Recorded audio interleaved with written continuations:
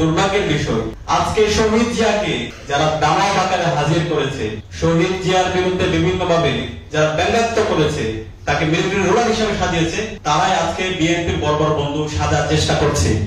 আজকে সেই কালচারাল ফ্যাসিস্টরা যারা বাংলাদেশের ফ্যাসিবাদ কায়েমে সহযোগিতা করেছে, যারা বাংলাদেশে গুম, খুন, আইনাগর, শাহবাগ কায়েম করার মাধ্যমে বাংলাদেশের সকল সম্ভাবনাকে নষ্ট করেছে, সেই কালচারাল ফ্যাসিস্টরাই আজকে বিএনপির বড় বড় বুদ্ধিজীবী শাখার চেষ্টা করছে।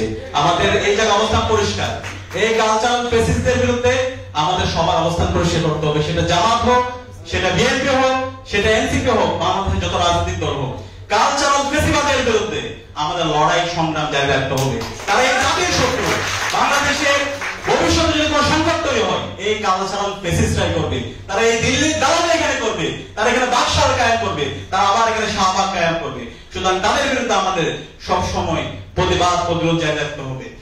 মেজর জিয়াউর রহমানের অবদান আমরা জানি। বাংলাদেশের পার্বত্য চট্টগ্রামে আজকে যে অখণ্ডতা, আজকে যে আমাদের দেশের স্বাধীনতা সার্বভৌমত্ব উচ্চ অবস্থায় আছে, মেজর প্রেসিডেন্ট জিয়াউর রহমানের গুরুত্বপূর্ণ অবদান। তিনি শুধুমাত্র পাহাড়ের জন্য কাজ করেন, সমতলের জন্য কাজ করেছেন। এই পাহাড়ের নিরাপত্তার জন্য কাজ করার পরও এই কালচারাল ফ্যাসিস্টরা, এই দিল্লির বয়ান যারা বাংলাদেশে কায়েম করে, তারা ক্রমাগত ষড়যন্ত্র এবং চক্রান্ত করছে এই পাহাড় নিয়ে। সুতরাং আমাদের এই জায়গায় সবার ঐক্যমত হইতে হবে। আমরা যদি এই কালচারাল ফ্যাসিবাদের বিরুদ্ধে এবং যারা এই বাংলাদেশে দিল্লির এজেন্ডা বাস্তবায়ন করতে চায়, তাদের বিরুদ্ধে যদি আমরা ঐক্যবদ্ধ হতে পারি, তাহলে বাংলাদেশে আর কখনো ফ্যাসিবাদ আসবে না। বাংলাদেশে জুলাইয়ের শহীদরা এবং আমাদের বিগত সময়ে আজাদী আন্দোলনের শহীদরা যে জন্য জীবন দিয়েছে, একটি বৈষম্য ইনসাফ ভিত্তিক বাংলাদেশ বিনির্মাণ করা, সেই বাংলাদেশ বিনির্মাণ করা অবশ্যই সম্ভব হবে। আমরা একটা নয়া বাংলাদেশের স্বপ্ন দেখি, নয়া আজাদির স্বপ্ন দেখি, এবং সেজন্যই আমরা সবাই জুলাই একসাথে রাস্তায় নেমেছিলাম। আমরা যখন রাস্তায় নেমেছিলাম, আমরা দেখিনি আমার পাশে সে কি ছাত্রদল, নাকি শিবির, নাকি সে ডানপন্থী, নাকি বামপন্থী। আমরা সবাই এক বিন্দুতে মিলিত হয়েছিলাম ফ্যাসিবাদের বিরুদ্ধে। এখন বিপ্লব পরবর্তী আমাদের এই বাংলাদেশ বিনির্মাণ করার জন্য যেগুলো ঐক্যবদ্ধ হওয়া দরকার, আমাদের কাছে মনে হচ্ছে সে ঐক্য দিনে দিনে ভেঙে যাচ্ছে। আমরা আমাদের ব্যক্তিগত স্বার্থ, দলীয় স্বার্থ, বর্গীয় স্বার্থকে অনেক বেশি প্রাধান্য দিচ্ছি।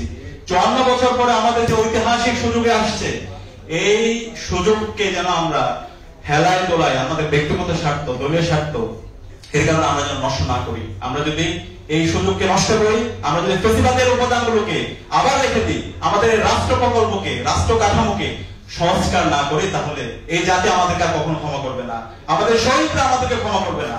আমি সে কারণে সকল রাজনৈতিক দল আছে, এখানে বিএনপির প্রতিনিধি আছে, জামাতের প্রতিনিধি আছে, অন্যান্য দলের প্রতিনিধি আছে, আমি সবাইকে অনুরোধ করবো এখনই সময় আমাদের এই রাষ্ট্র থেকে ফ্যাসিবাদের যে উপাদানগুলো আছে সেগুলোকে সমূল উৎপাদন করার এবং নতুন রাজনৈতিক সংস্কৃতি বিনির্মাণ করার।